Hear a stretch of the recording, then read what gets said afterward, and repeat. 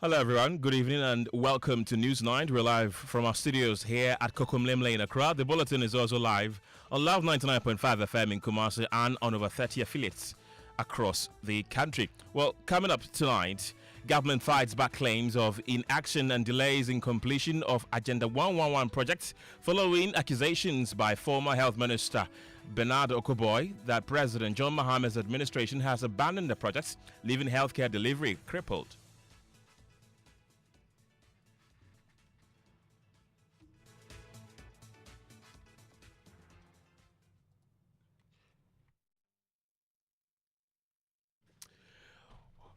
We have details coming up shortly in this bulletin. Also coming up, unpredictable rainfall threatens food production and livelihoods of farmers in parts of the country.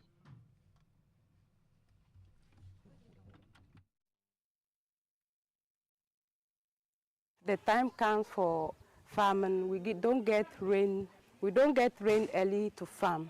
End of the day, we will not get the food. We'll get the poor yield. Also tonight, DVLA fights NPP MP for claiming it charged unapproved fees as it insists the delinquency fees as charged on the roads have been duly approved by Parliament. DVLA is a law-abiding institution, an institution that is a creature of law, and at every point in time, whatever fees, charges that DVLA imposes are those approved by Parliament. Also tonight, late Daddy Lumba's wife, Akosia Sewa's injunction application on Daddy Lumba's funeral adjourned to the 28th of October 2025. We'll hear from her lawyers who say this is not to disrupt the 6th December funeral. And coming up in business, Bank of Ghana Governor Dr. Johnson Esiama insists Ghana is on course to exit the IMF program come next year as he highlights key gains made in all indicators. And coming up in sports, Black Stars head coach Utuado hopes to build a formidable squad for the World Cup ahead of upcoming friendlies in November. We've got the latest of these stories and many others coming up in the next 1 hour. My name is Kenneth. Gyasi, you can be a part of this show by sending us a WhatsApp on 055 11 11 997. Details after this. Hello again. Let's begin with health tonight because the Ministry of Health is pushing back against allegations of inaction on Agenda 111 projects following scathing criticism from former Health Minister Bernard Okoe Boye accusing the Mahama-led administration of abandoning NPP flagship health policy, leaving projects incomplete and healthcare delivery crippled. The Ashanti Regional Minister Dr. Franklin Amwakohene recently claimed that some Agenda 111 hospitals were completed, but Dr. Okoe Boye's assertion paints a different picture. Well, the controversy sparked a heated debate with the Ministry of Health defending its actions and accusations of failing to prioritize healthcare infrastructure. Listen to the former Health Minister, Dr. Bernard Okoe Boye, addressing the media earlier. 3 of these at Ejima Kwamoma District Hospital at Trede, Ofori District Hospital at Kokobin, and Hunter West District Hospital at Bunahanta were actually commissioned. 3 out of these 30 were actually finished with equipment and everything being put inside.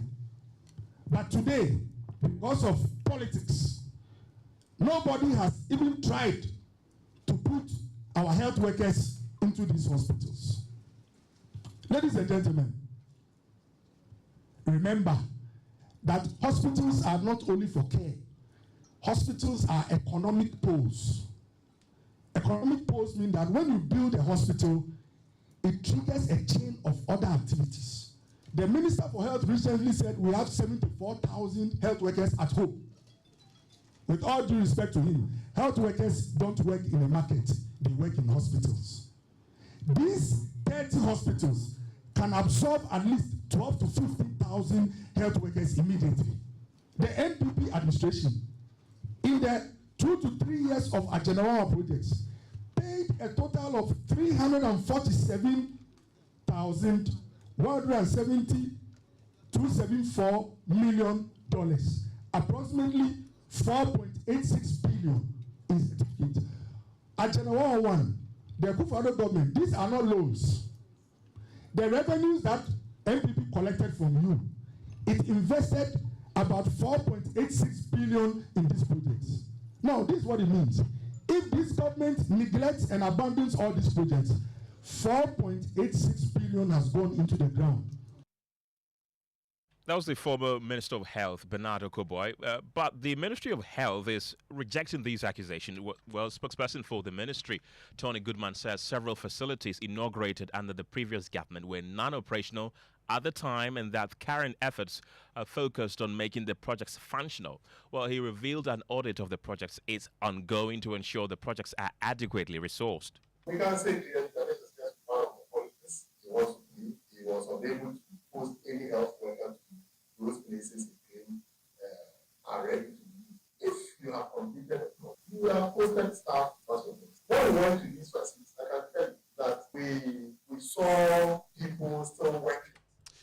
Apologies for the poor quality of that sound there, but that was the spokesperson for the Ministry of Health, Tony Goodman, trying to explain what has really transpired. And my colleague Stephen Mensah was at that particular press conference and joins me in the studio with more. Stephen, let's start with the former Health Minister, Bernard Okoe Boye, who has also accused government of failing to prioritize nurses, pointing to reports that over 13,000 nurses have gone unpaid for nearly 10 months. What really did he say about that? Well, he says, Dr. Bernard Okoe Boye says government must come clean with Ghanaians on when these hospitals will be completed, stressing that delays, particularly at the La General Hospital, are already worsening access to healthcare and putting residents at risk.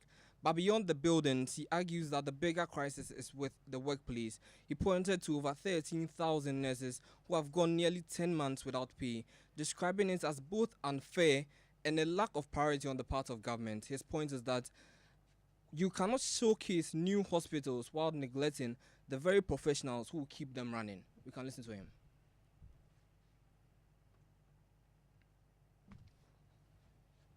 You know, sometimes people behave as if any employment done under a former government is for, forgive my language, one party. So there was a freezing or slowing down of the process. That is how come some of the same batch were on a payroll, but others had not entered. And so, with all due respect, if the minister says that they've now sought giving clearance, with all due respect to him, once the clearance had been given, I heard him saying it expires. That expiry is a technical term. Media, if let's say government has, like this La General Hospital, they put 60 million in the budget for La General. Assuming that money is not disbursed, and we reach December, they will tell you that money has what? Expired. But it doesn't mean the money has gone into water. So my answer is very simple. It was a matter of priority. It's because money that we would have used on the nurses and the teachers, they nearly wanted to send it elsewhere. It took the pressure from the teachers and nurses to now meet at cabinet and do what they call environment. Right, and on digital healthcare, the former health minister also alleged that the lightwave system introduced under the NPP administration to streamline patient records have been abandoned. But remember, hospitals don't only run with concrete. It also uses technology. Ladies and gentlemen, the NPP administration started digitizing all our hospitals. So that when you go to hospital, they don't tell you sit and wait for 4 hours for folder. Now when you go to Kolebu, everywhere you go, they type your number and then quickly your details come out. As we speak, over 20 million Ghanaians all have their details in that system. This initiative, which was paid for and executed by the NPP administration, is now facing some challenges. These unresolved challenges have disrupted some of the maintenance schedules for the e-health system. It has also forced some hospitals to start using the manual system. We cannot digitize 460 plus hospitals and then more or less go back to start from ground zero. Well, let's bring in Tony Goodman, who's the spokesperson for the Ministry of Health. Glad you could join us tonight. How do you respond to these accusations that the projects are stalling? Thank you. Good evening to our listeners. Brother, you will realize that the former minister was struggling. Let me start with the last project he mentioned, the digital platform. This digital platform was launched at the Kaswa Polyclinic in 2016. That was the beginning of the digitalization of the various hospitals. Just recently, we've realized that this system is facing some challenges, and assessment is currently ongoing to look at the problem and the remedy. So that is where we are on that project. On the Agenda 111, according to him, we can employ nurses and doctors to work in the 3 that were commissioned later last year. The truth is that none of these projects were commissioned, were actually ready to be used. They were rushed for commissioning, and you must know that if projects are commissioned, at times they may be at 80%, 90%, or 95%. This particular project, work is still ongoing. We went to Boko, went to Trede, we're in Ofori, and I can tell you on authority that none of these projects are functioning. Under the Agenda 111, the Honorable Minister has directed that AESL conducts an assessment on the project, because this is a project that was with the presidency, not with the Ministry of Health. Now it's been sent to the Ministry of Health under the current administration. We're currently doing the audits. The first 3 draft reports we've received even mention these 3 projects he's talking about, that none of them can be used as it stands now.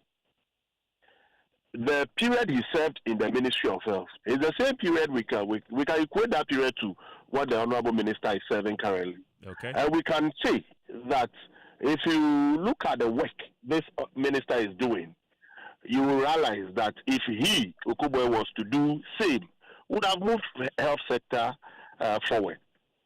He didn't do anything. He didn't see the need to bring Agenda 111 to the ministry so he can monitor and see whether or not some of them are completed or not. Let me say that the project, 130 million, has been allocated. He said he doesn't see that anywhere. He doesn't believe that we have allocated 130 million Ghana cedis for that project, because he did not do it for his people. He is surprised that the current minister is pushing for that. Let me say that... Is he pushing or he's pushed it? Which is which? Will not be derailed. His efforts will not be derailed by the former minister. He is ready to deliver on the mandate of the people. 2024, persons completed their housemanship without salary. The current minister has worked on their salary.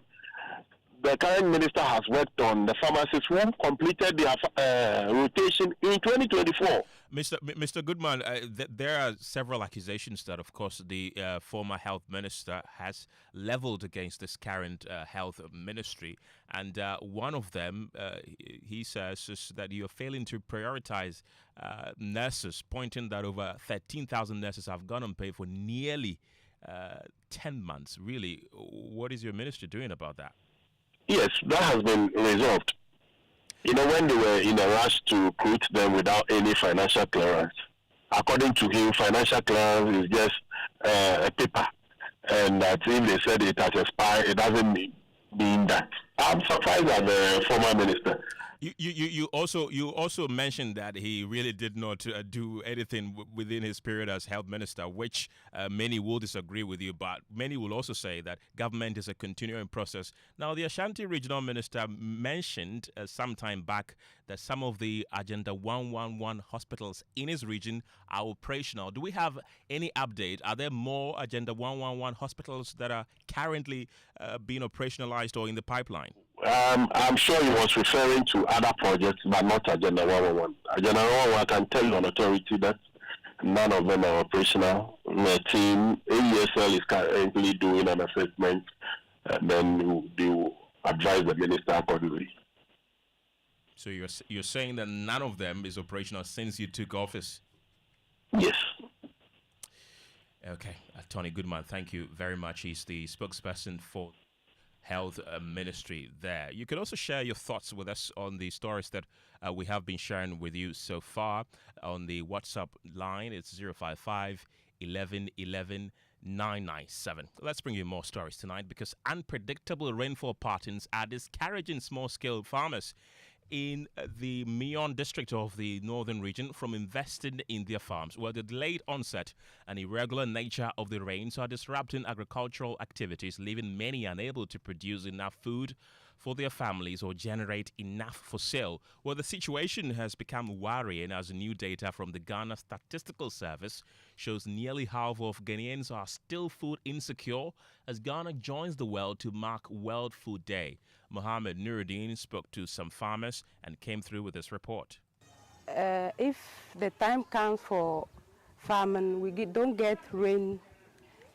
We don't get rain early to farm. And about the farming, when the rain comes late and we farm, after the farming, the rain will not come and we get the enough food. Rains are not coming. When we apply the fertilizer, it don't work because the ground is not wet. When we apply the fertilizer, it don't work, and at the end of the day, we will not get the food. We'll get the poor yield. It affects me is that if I get at the end of the day, if I get the poor yield, I will not get enough food to support my family, and I will not get money to support my school children. I won't get money to buy uniform, buy school clothing for them, or and then my family, it's a problem to me how to get money and go to market and buy what I want for my family. I used to farm maize. Through my maize farming, my crop will not be good. Why is it not good? Because we don't get enough of rain for the crop. And when we get a small crop for the tree, the crop will not be enough of it. Through the crop, when it gets to a year, the crop will not be enough to our family. And our family, we used to face a challenge on it. When we don't get rain enough food for our family, we go to bush to cut down our forest tree to get food. By cutting down trees to burn charcoal, to get money, to go in the bucket to buy a small food for our family to take. So it used to destroy our forest. The challenges we face in this community, the major one is the tractor. Here we farm, the rain starts early April. So when it is that time, we find it difficult because here we don't have any tractor. We don't have any tractor to rely on. We have to go nearby community, and you know, those times everybody will be busy to get a tractor to farm. So during those times, we hardly get tractor to farm. That is the main challenge we face in this community. And the challenge we face is when it's time for cropping, we don't have a tractor that will help us to farm our farming. And through our tractor farming, we to get to a time when the time of getting rain to farm, we won't get a tractor to farm it. When we get a tractor to farm, it will be too late. Right, so those were some farmers in the northern region sharing the experience with us. So in your home, how easy really is it for you to put food on the table for yourself and your family? That's the question we put to some Ghanaians shopping for groceries at the Malabata market here in Accra. There's food in the villages. That's not the problem. But the cost of transportation is bad. Most of the drivers overcharge us. And if you don't pay, they won't carry your goods. You can't do away with food. No matter how expensive it is, you'll have to buy it. But my issue is how we glorify foreign food. And well, as global leaders talk about ending hunger by 2030, that goal feels further away here at home. Well, the United Nations is questioning Ghana's food production supply chain, describing it as riddled with worrying lapses that threaten both livelihoods and lives. Well, speaking at the 45th Food Day celebration, UN resident coordinator Zia Kodhari expressed deep concern after personally observing troubling practices within Ghana's food production systems. In all of that amazing food that I've enjoyed, I also want to say that behind everything that I eat, I try to think about the backstory of that food. Where did it come from? Who grew it? How did it get to the market? Who cooked it? Why is it on my plate? And there's a long story, and it's not always a pretty story. I went to Tema to visit the woman who smoked the fish. They're suffering from respiratory illnesses. Their eyes are red and inflamed. Their skin is kind of suffering from the fact that they're sitting in a smoky environment so many hours a day. I've also just learned from the minister that the yams which we enjoy in Accra, the farmers this year are getting a low price for those yams because there's a surplus of yams, which is testament to their hard work, but they can't find a place to store it.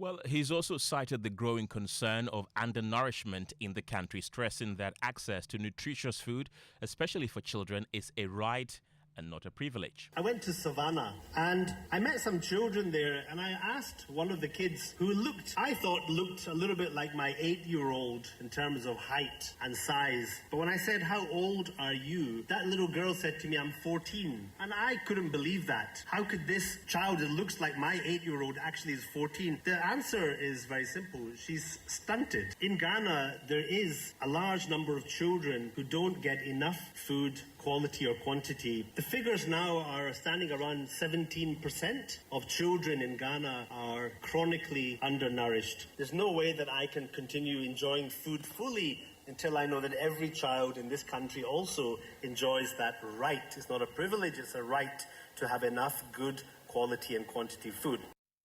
Well, we've also been hearing from the Minister for Agric, Agric Opoku, who has been addressing the challenges confronting Ghana's agricultural sector. He's been noting that these issues continue to hinder the country's progress toward food sustainability. And he has, however, outlined key interventions the government is implementing to address the situation. Our agricultural sector feeds our people, employs millions, and anchors our national economy. Yet, it also faces challenges such as climate variability, post-harvest losses, low mechanization, limited irrigation, and food import dependence. These are challenges we must overcome together.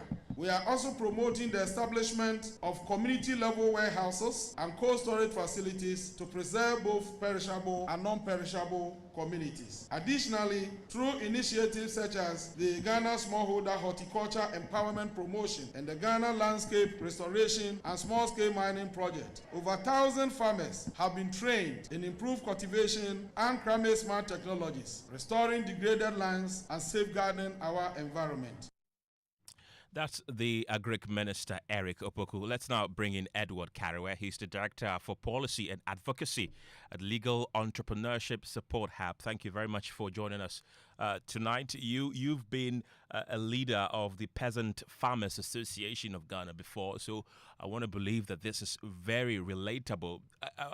Are we likely to achieve eradicating hunger by 2030, as the UN wants us to, looking at how things are going?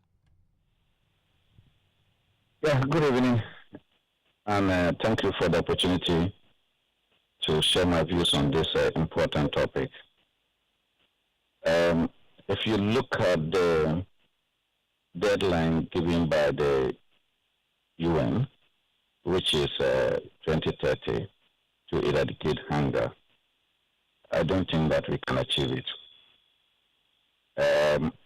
If you look at Ghana's agricultural production system and all the challenges along the value chain, certainly 2030 we will not be able to achieve the goal of eradicating hunger in Ghana. What are we not doing right?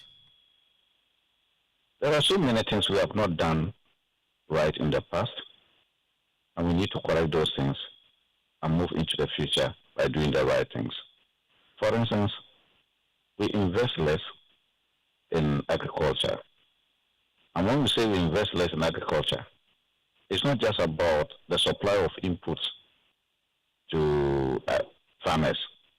It's also about sustaining and maintaining the agricultural infrastructure.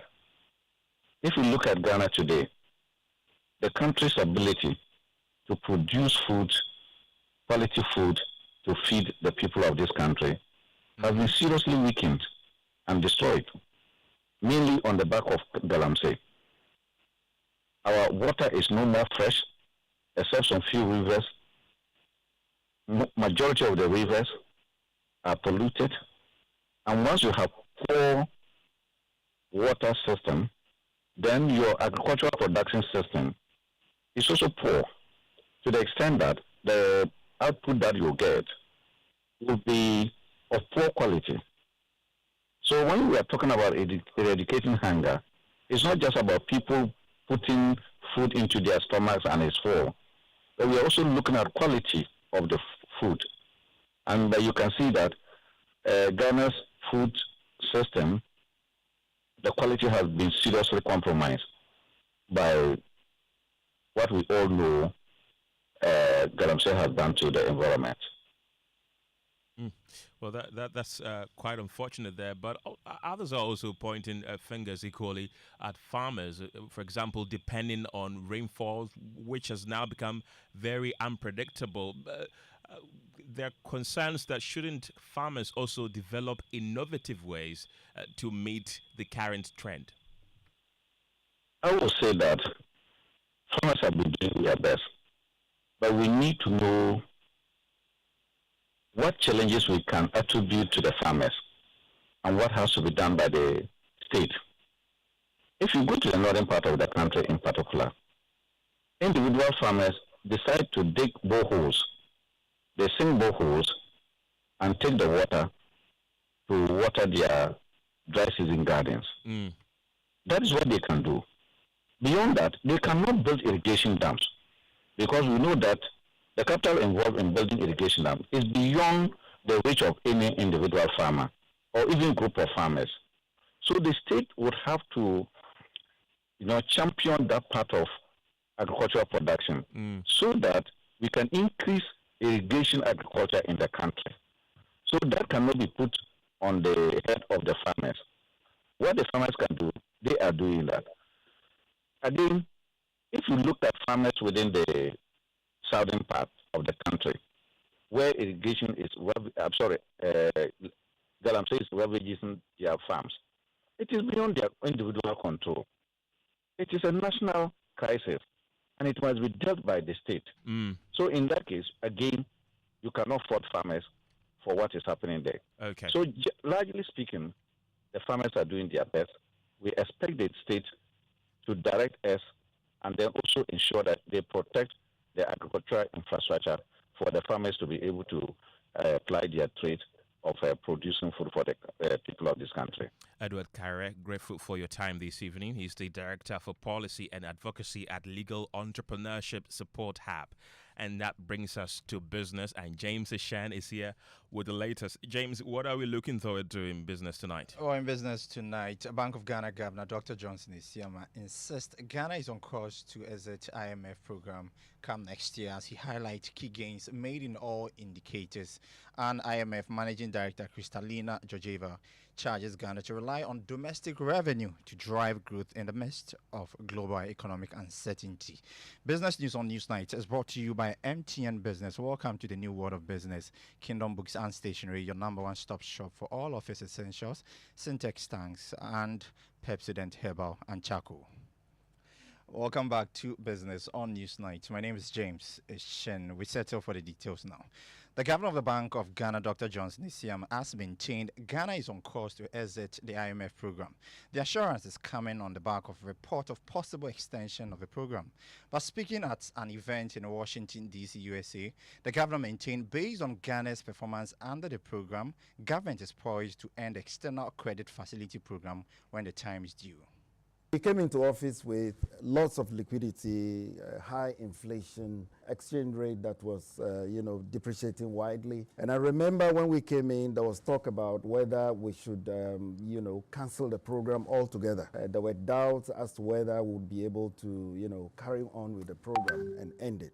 But I'm happy to say that 8 months down the road, we have turned the corner. Ghana is back. Inflation, we met it at nearly 24%. Currently, it's down to 9.4%. We have seen a strong rebound in growth, running ahead of program targets for the year on almost everything. We are happy to announce that we will be able to exit the fund program come next year. And so far, so good. We think that we have done a good job. We are getting all the upgrades from our rating agencies, which shows clearly that we are on the right path.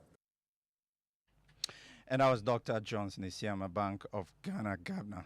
Now, the Managing Director of the International Monetary Fund, Kristalina Georgieva, has charged the Ghana and other developing countries to do more in the area of revenue mobilization in the face of global economic uncertainty. This follows fresh projection from the IMF that global growth will slow marginally this year, while expected donor inflows will drop significantly.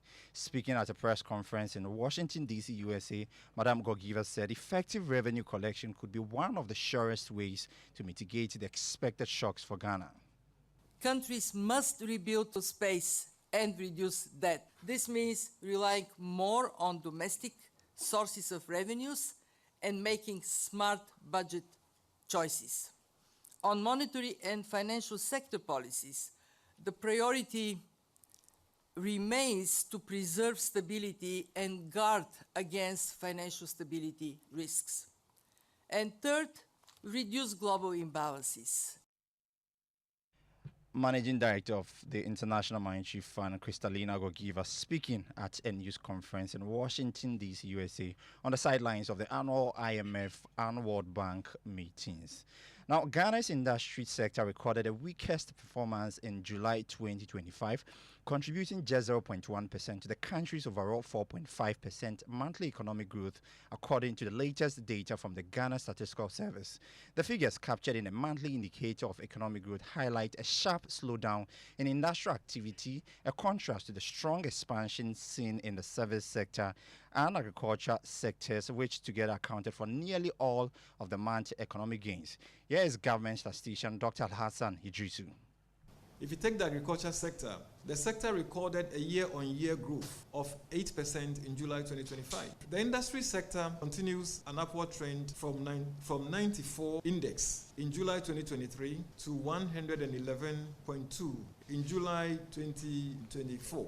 And this increases just slightly to 101.3 in July 2025. And that's the reason why we saw an industrial growth of only 0.1%. That the services sector continues its steady upward trend, rising from an index of 98 in July 2023 and reaching 108.5 in July 2025. Government statistician Dr. Hassan Idrisu there speaking. Still on the economy, the Bank of Ghana has revealed that mining and oil and gas sectors contributed about 20% to the country's gross domestic product (GDP) in the first half of 2025. This was disclosed by the second deputy governor of the Bank of Ghana, Matilda Asante-Siedu. She spoke at a forum organized by the International Finance Corporation on sustainable banking. I was just doing the math. Between mining and oil and gas, in the first half of this year, contribution to GDP was 20%. So that's significant. It's the backbone that supports our economy.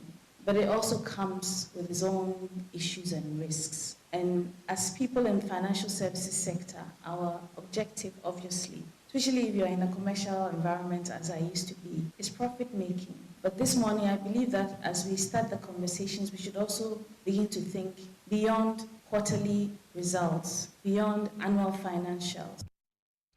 Matilda Asante-Siedu is the second deputy governor at the Bank of Ghana.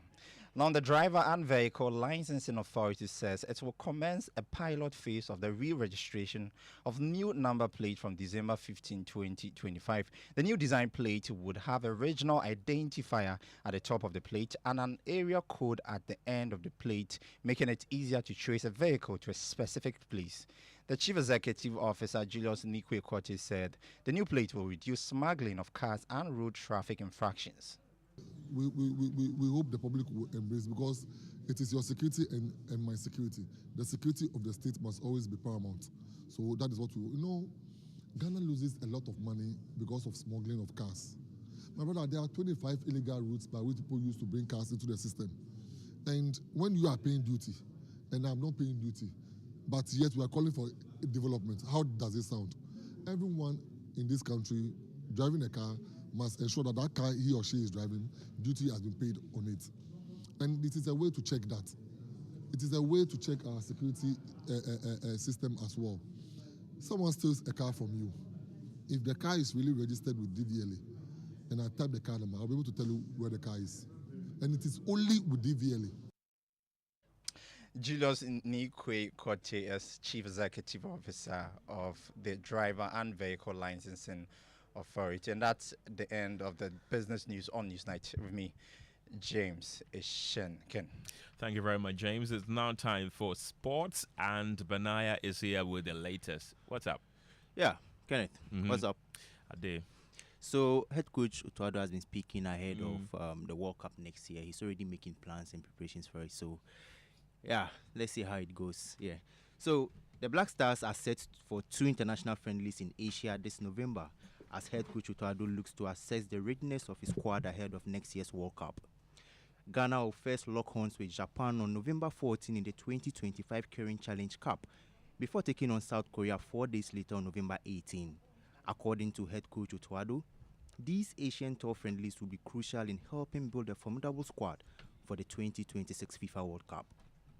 Yeah, it's very important, I think, for the team to face other countries, other continents, to get the experience to play against them under the different conditions.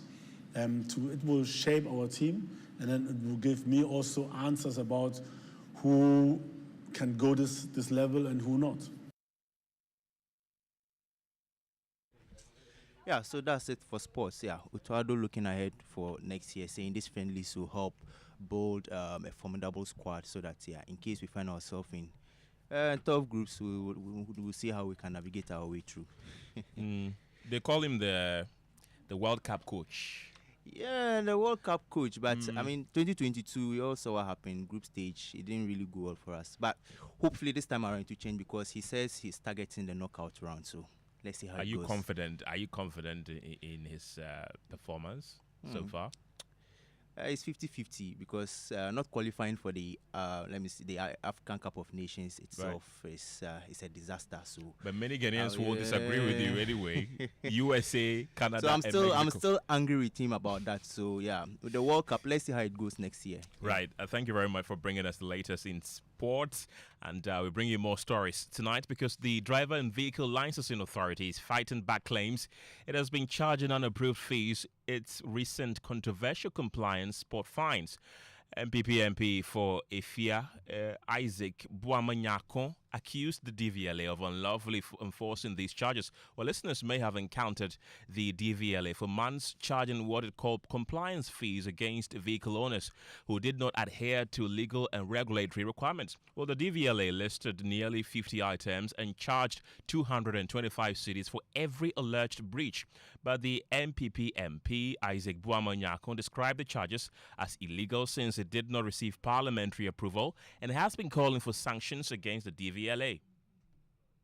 No, fees and charges are imposed by Parliament, okay, not by any government agency on its whims and caprice, by regulation. So you would normally have made your fees, taking it through government for approval, and then it will be laid before Parliament. Parliament will have to approve it before you go ahead and charge. But here's the case: the DVLA had gone ahead to charge people for either sport fines, amongst others, without recourse to Parliament. And that is an affront to the law. And these are areas we are raising because it is becoming one too many. The government thinks that a lot of decisions that require parliamentary approval now never seeks to come to Parliament with it. Is it because they want to bring the image and reputation of Parliament into disrepute? Or is just a disregard because they have absolute majority, as in over 2/3 majority in Parliament? But Parliament is a sacred institution. It is completely separate from the executive. And you don't bring it to Parliament and you begin to charge. And then when issues are brought, you say, I've suspended it, and now you are bringing it to Parliament. Are they saying that they never knew that they had to bring it to Parliament in the Well, let's head to the Ashanti region now because the Kumasi High Court 5, presided over by Justice Dorinda Smith-Arthur, has adjourned to October 28th the hearing of an injunction application filed by Akusia Sewa, who is seeking to be recognized as the only surviving spouse of the late Ghanaian music legend Charles Kojo Fusu, popularly known as Daddy Lumba. In a suit, Akusia Sewa is asking the court to declare her as the lawful and surviving spouse of the late musician and to affirm that she alone holds the legal right to perform widowhood rights. Well, the High Court sat on the matter today as counsel for the defendants argued on the capacity of the plaintiff. My colleague Nana Boache Yadom was at court in the Ashanti region and joins me on the telephone lines for more. Nana, narrate the mood in court today for us. Well, Kenneth, today in court it was a very tense atmosphere, as the High Court judge was expected to give out some sort of ruling on the matter between Akusia Sewa and then 3 others.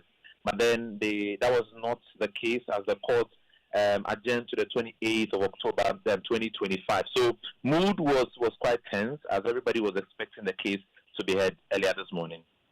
And tell us really what happened in court. Well, today the case was the injunction placed on the injunction application filed by Akusia Sewa on the funeral of Daddy Lumba, that is the late Charles Kojo Fusu, the highlight musician. The Akusia Sewa is seeking the court to identify her as the sole wife of the deceased, and then the court should also give her the right to be the sole participant in the case of the deceased's funeral. Well, Nana, you also spoke with lawyer for Akusia Sewa, who is the plaintiff. What did he really tell you? Well, the lawyer had insisted that the second or the first respondent, that is Odobroni, has no legal right to be recognized as the wife of the late Charles Kojo Fusu during the funeral process. Counsel for the first defendant filed a last-minute process, which is not a practice. Says that Akusia Sewa has no capacity to bring this action. We are yet to be served. On the 28th, we are going to argue that motion. When the court determines the motion, then he will give us the roadmap for the hearing of the matter. The court has assured us that it will take her less than 1 month to complete this case. And to us, we are happy, because we don't want to disrupt the 6th December funeral. All we want is for the court to determine who is her wife, who is the surviving spouse of Lumba. That's the only issue before this court. And we are so confident, because it has been tried learning that when you marry a woman under the ordinance and it's not dissolved by the court, that marriage subsists. That is what we are saying. You see, look at what happened today. We served that man on the 5th of October, and he had an application. He waited till this morning before he filed it.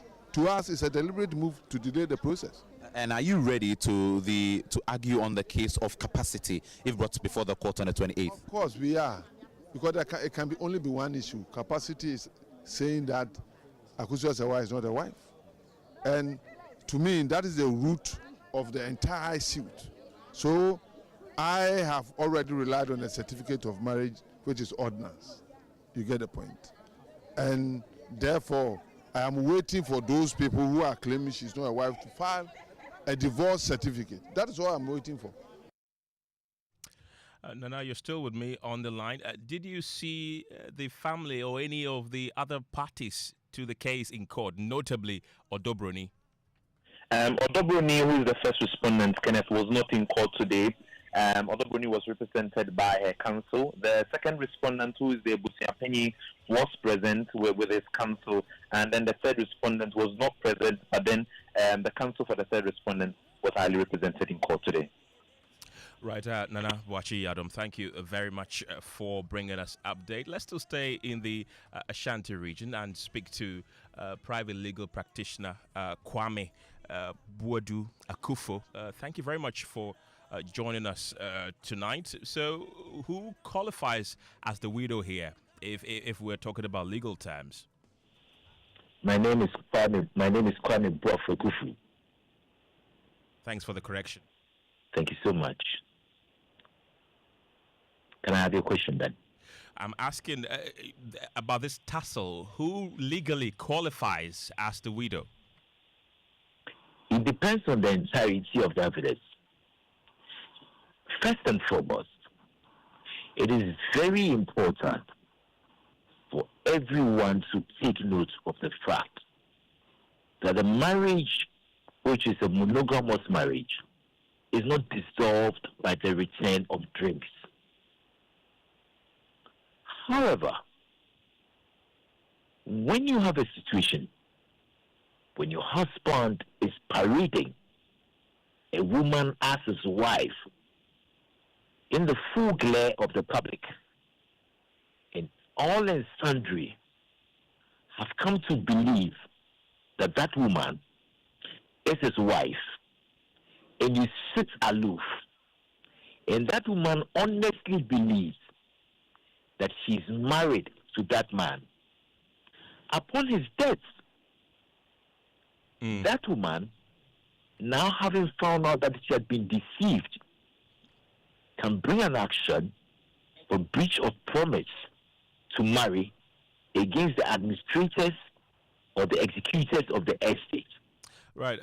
Kwame, I want to thank you very much. Mr. Kwame Akufo is a private legal practitioner there. And let's bring you more stories tonight, because Ghana's agricultural landscape is under siege, with the General Agricultural Workers Union revealing that over 100,000 acres of cocoa farms, 30,000 acres of oil palm plantation, and 2.5 million hectares of forest reserves have been destroyed by illegal mining activities. Well, the trade union describes the situation as a national emergency, threatening food security, livelihoods, and the economy, and is calling on government to declare a state of emergency.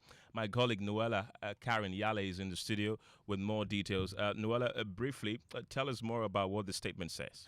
Well, Kenneth, the union statement leaves no doubt about the scale of destruction. It describes food security as one of the biggest looming threats to Ghana, with Galamsey singled out as the main cause.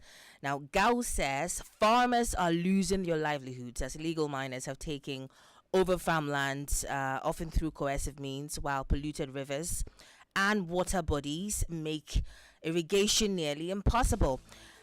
And they also warn that the impact is extending beyond farms, causing job losses, discouraging investors, and exposing communities to, serious health risk from chemicals like mercury and cyanide. Noella Kariniali, thank you very much. That's it for Newsnight. But before we go, here are a few of your messages that you've been sending to us on WhatsApp. This is Philip Abuchi from Keta. He says the good people of Volta region are experiencing heavy rainfall and we're getting enough yield crops. Even the price of maize has reduced. I urge everyone to practice backyard garden. And this is Sami from Kumasi. He says, was Bernard Okoe Boye expecting this administration to just complete the Agenda 1.1 projects within 9 months? And Charles from Legon says the Bernard Okoe Boye and his party should stop insulting our intelligence.